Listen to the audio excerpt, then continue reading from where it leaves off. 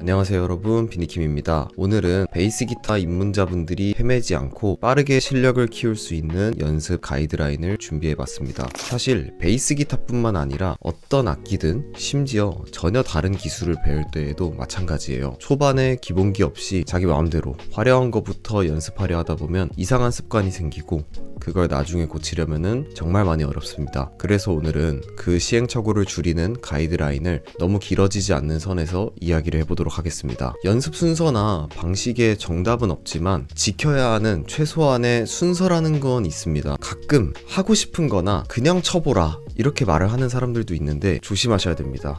물론 그런 방식으로도 잘 치는 사람들이 아주 가끔 있긴 해요. 근데 제가 그동안 가르쳐온 수십 명이 넘는 수강생 중에서 그렇게 했을 때 잘 된 사람은 아쉽게도 한 명도 없었습니다. 가장 먼저 해야 할 건 당연히 자세 잡기입니다. 여기서 말하는 자세는 베이스 기타를 이렇게 들고 있는 자세, 왼손 파지법, 그 다음에 오른손 파지법, 그리고 탄연법이라고 하는데 그냥 치는 방법이라고 생각하시면 됩니다. 이렇게 세 가지인데요. 여기서 오른손 파지법이랑 탄연법은 하나로 묶었습니다. 사실 이 중에서 한 가지만 가지고도 1시간은 떠들 수가 있어요.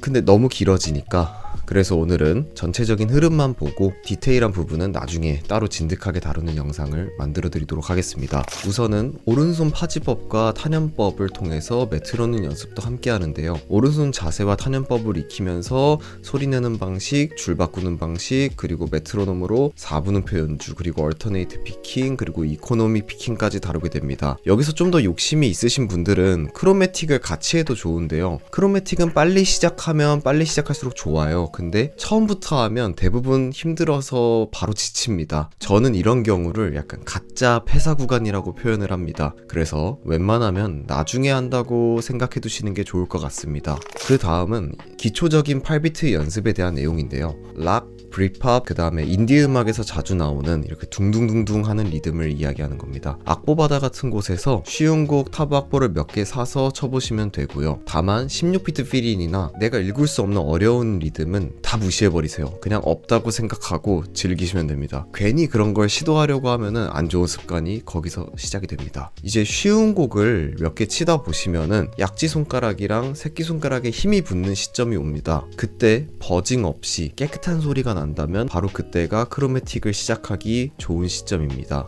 이 시점에서 시작하는 크로매틱은 얻을 게 정말 많은데요. 이것도 따로 한 영상에서 깊게 다뤄드리도록 하겠습니다. 여기서 추가로 해두면 좋은 거, 사실은 그냥 반드시 해야 되는 연습이긴 해요. 8비트 리듬 경우의 수 연습인데요. 전공자 수준으로 할 필요는 없습니다. 다만 8비트 리듬을 봤을 때 읽는데 헷갈리지 않는 수준이면 충분합니다. 제가 가르쳤던 학생 중 리듬감을 가장 못 잡던 친구가 있었는데 그 친구가 한마디짜리 8비트 예제 20개 정도를 반복 연습을 했거든요. 근데 그 뒤부터는 거의 틀리지 않았습니다. 근데 이제 대부분은 아마 10개 정도만 연습을 해보시면은 충분할 거라고 예상이 됩니다. 이제 8비트 곡들을 즐기면서 슬라이드, 글리산도, 해머링엄, 플링오프, 고스트노트 같은 테크닉을 따로 예제를 구해서 연습하고 곡에 적용을 해보시면 좋습니다. 단 고스트노트 같은 경우에는 16비트에서 굉장히 많이 쓰이는 테크닉이기 때문에 그때 가서 연습해도 무방하고요. 이쯤 되면 8비트 위주의 곡들은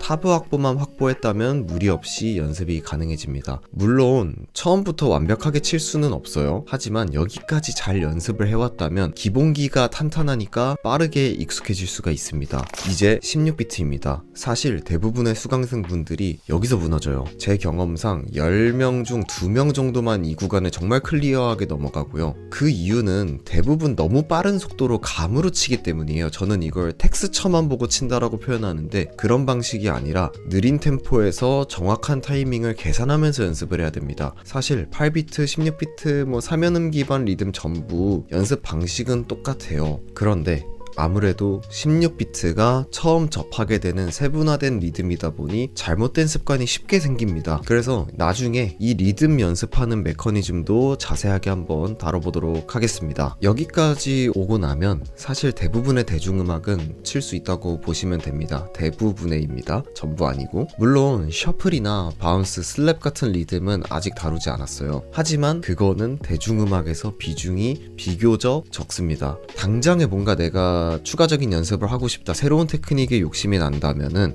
쉬운 슬랩 기본기 그리고 쉬운 곡부터 시작을 해보시면 좋습니다. 그러다가 나중에 아무리 쳐도 뭔가 리듬이 안 붙는 곡이 생기면 그때가 바로 셔플, 바운스 리듬을 배울 타이밍이라고 생각하시면 됩니다. 이 리듬들은 3연음, 6연음 기반이라서 박자를 세는 방식이 조금 다르다는 것만 기억해 두시면 되겠습니다.